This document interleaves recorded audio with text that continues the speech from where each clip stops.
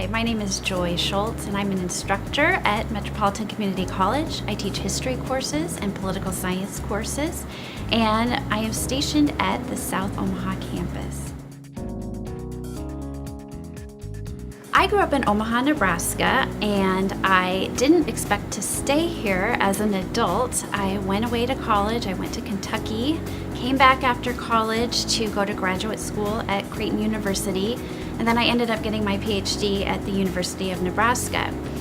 I met my husband here when I returned from college, and all of our family members were in Omaha, and so we decided to stick around. Although the older we get, the more we somewhat regret that decision when winter rolls around.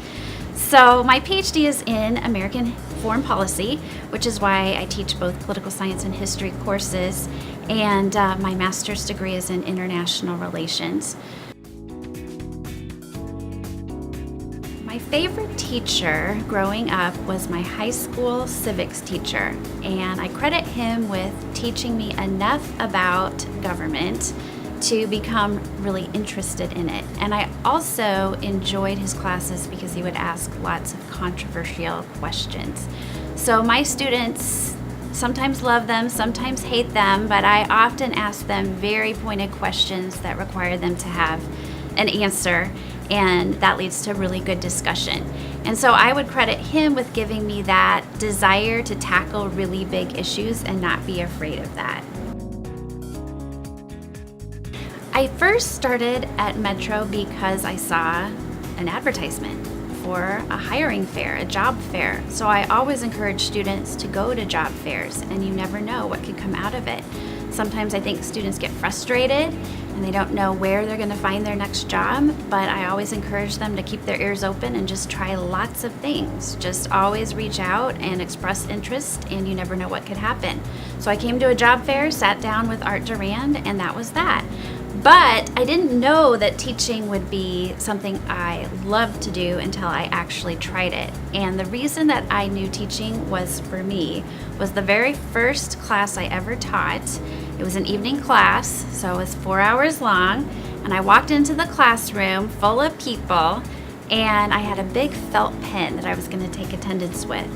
And I put the pen up to my mouth, not realizing the cap was off, and I made a huge blue mark running down my chin.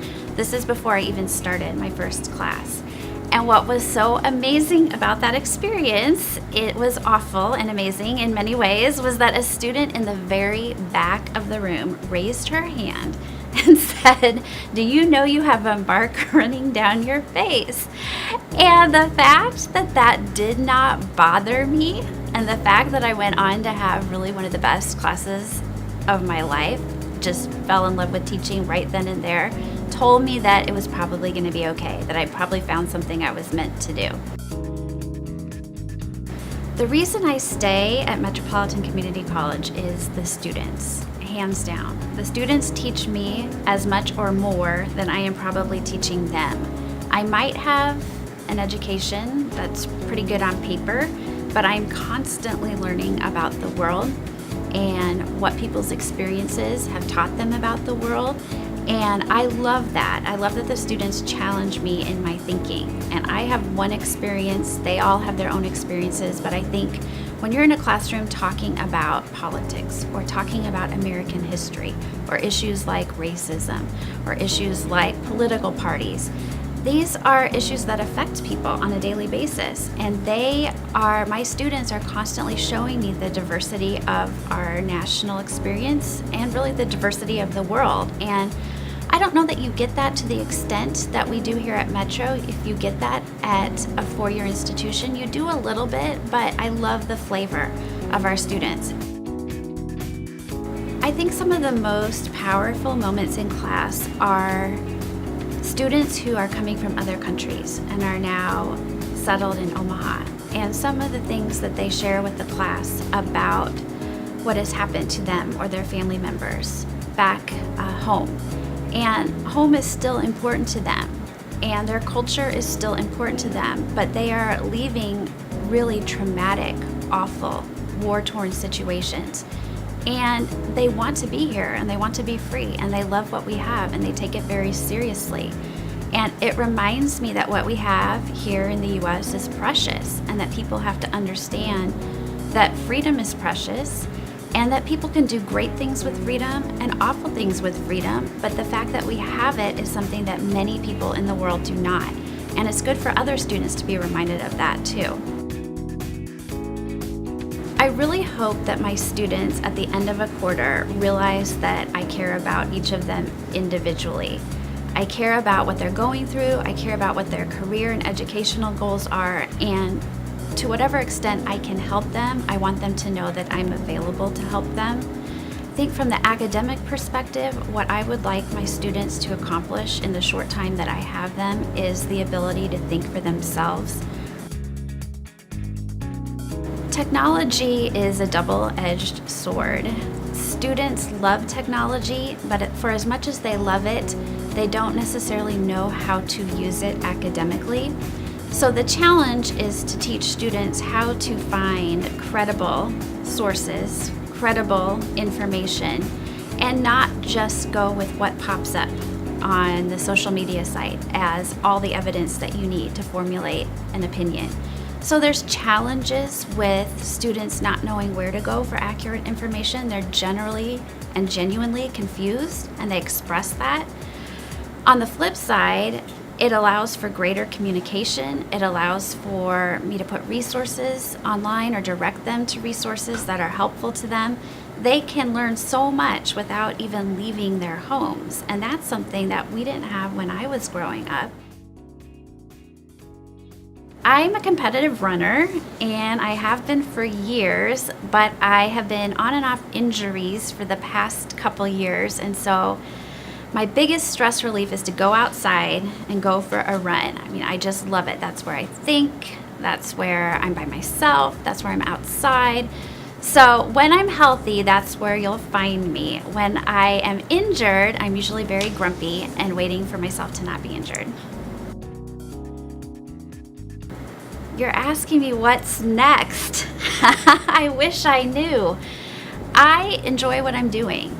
But I think that what I will continue to work towards are new classes, new approaches to teaching, new subject matter, just expanding what I do and giving students more opportunities, learning opportunities than I currently am. So being better at what I'm doing now.